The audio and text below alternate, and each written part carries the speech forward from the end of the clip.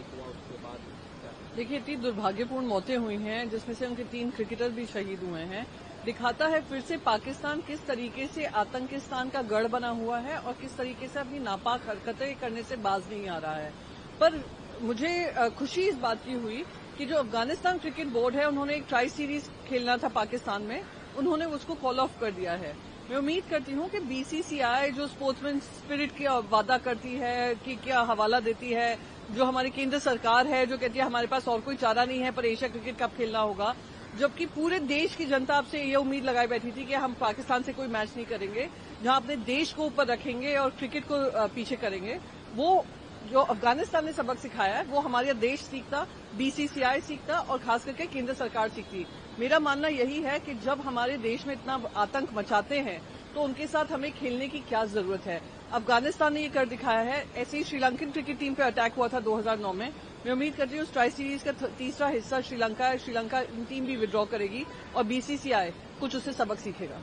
You have tweeted about the Afghanistan cricket board about their stand. What is it? Firstly, I'd like to express my condolences to all those who lost their lives in that attack that was sponsored by Pakistan, the terror attack that was sponsored by Pakistan in the land of Afghanistan. What was heartening to note is that the Afghanistan Cricket Board has decided to forfeit all matches against Pakistan in a show of solidarity towards the nation, people who've lost their lives. I've said that the BCCI and the government of India should learn from this. Instead of giving us excuses like sportsman spirit, instead of giving us excuses like we need to keep the cricket match going because there are some work commitments, I think India could have also shown the same solidarity with the people, the sentiments of the 140 crore people who did not want to play Pakistan. And probably the government of India as well as the BCCI will learn lessons from this. Similarly, the tri-series that is happening with Sri Lanka being the third party. I'm hoping even Sri Lanka would stand in solidarity with the Afghanistan cricket team and call off matches with Pakistan because it's important to isolate a cricket-playing nation which abets, supports and aids terrorism. Gopichand Padalkar हैं BJP के MLA, उनका बयान आया है कि जो हिंदू लड़कियां हैं, महिला हैं, वो जिम में ना जाएं, घर में योगा करें, क्योंकि जिम में जो ट्रेनर होते हैं वो कौन से धर्म के होते हैं। क्या इस तरह से बयान आया, उसको लेकर काफी विवाद। मुझे लगता है उनका मानसिक संतुलन भारतीय जनता पार्टी के काफी सारे एमएलए का खो बैठा है कि महिलाओं को बताते रहे क्या करना चाहिए, कहाँ बाहर जाना चाहिए, कहाँ उठना चाहिए, कहाँ बैठना चाहिए, कौन सा पहनावा पहनना चाहिए, किससे मिलना चाहिए, किससे नहीं मिलना चाहिए, जिम जाना चाहिए या जिम घर के अंदर बैठना चाहिए। ये इतना दुर्भाग्यपूर्ण सोच है कि महिलाएं अपने आप में सक्षम हैं कि वो सोच सकती हैं उनको क्या करना है। मुझे तो लगता है उनकी घर की खुद की महिलाएं की बात नहीं सुनती होंगी, तभी आकर टेलीविजन चैनल पे आकर इस तरीके की बातें करते हैं। मैं फिर से कहूंगी कि महिलाएं इंडिपेंडेंट हैं, इक्वल सिटीजन्स हैं, वो अपना निर्णय ले सकती हैं। उसमें कोई पुरुष एमएलए आकर ना बताए कि हमें क्या करना चाहिए, क्या नहीं करना चाहिए। बल्कि मैं खुद जिम जाती हूं और मैं सारी महिलाओं को प्रोत्साहन दूंगी कि अगर Narendra Modi ji fit India movement के बारे में इतनी बात करते हैं, ऐसे लोगों पर लगाम लगाएं जो इस तरीके की बेतुकी बयानबाजी करते हैं। बीजेपी एमएलए गोपीचंद पडलकर से no gym to Hindu girls and must do yoga at home.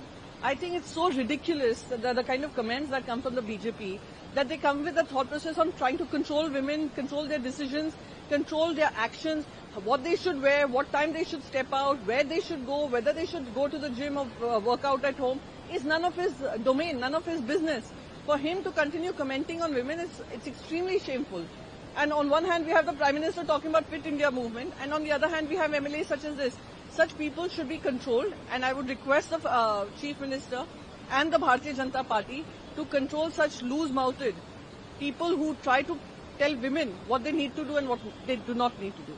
ये बेंगलुरु की घटना है, महिला के साथ रेप हुआ है, मतलब आदमी के वॉशरूम में, और एक ये प्राइवेट इंजीनियरिंग इंस्टीट्यूट है उसमें। It is so shameful कि इतना दुखद है कि एक इंस्टीट्यूट में, प्राइवेट इंस्टीट्यूशन में इस तरीके की हरकत हो जाती है और मेंस टॉयलेट में उनका रेप हो रहा है, तो कहाँ लॉ एंड ऑर्डर व्यवस्था है। मैं उम्मीद करती हूँ कि वहां की राज्य सरकार ऐसी प्राइवेट इंस्टीट्यूशंस को पे कार्रवाई करेगी और जो भी इसके पीछे, इस गुनाह के पीछे अक्यूज्ड हैं, उनको जल्द से जल्द अरेस्ट करेगी। It is extremely shameful that we live in times जहां एक प्राइवेट इंस्टीट्यूशन, एक यूनिवर्सिटी में भी इस तरीके से महिलाओं की सेफ्टी और सिक्योरिटी पे ध्यान नहीं दिया जाता है।